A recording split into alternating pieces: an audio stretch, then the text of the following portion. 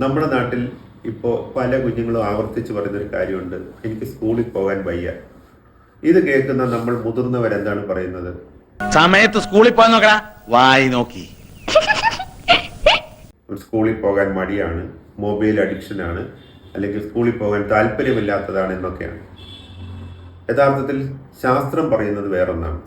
സ്കൂളിലേക്ക് പോകാൻ വയ്യെന്ന് പറയുന്ന കുട്ടിക്ക് പലപ്പോഴും മടിയായിരിക്കില്ല കാരണം ആ കുഞ്ഞിൻ്റെ ഉള്ളിൽ താങ്ങാനാവാത്ത എന്തോ ഭാരം കെട്ടിക്കിടക്കുന്നുണ്ടാവും. ഈ ചൂടം താങ്ങി നിൽക്കുന്ന കുഞ്ഞിനോട് നമ്മൾ വെറുതെ വഴക്കുണ്ടാക്കിയിട്ട് കാര്യമില്ല. ആ ഭാരം എങ്ങനെ ലഘൂകരിക്കാമെന്ന് ചിന്തിക്കുകയാണ് വേണ്ടത്. എന്തുകൊണ്ടാണ് കുട്ടി സ്കൂളിൽ പോകാൻ മടിക്കുന്നത്? അവിടെ നിന്നാണ് നമ്മൾ തുടങ്ങേണ്ടത്. ഈ സ്കൂളെന്ന് പറയുന്നത് കുട്ടിക്ക് സ്കൂൾ കെട്ടിടങ്ങളോ ക്ലാസ് മുറിയോ തന്നെ ആയിരിക്കണമെന്നില്ല.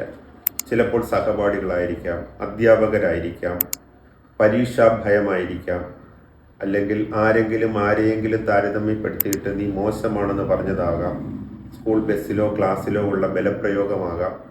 അങ്ങനെയെങ്കിൽ ഏതെങ്കിലും ഒരു ഘടകമായിരിക്കും കുട്ടിയെ പിന്തിരിപ്പിക്കുന്നത്.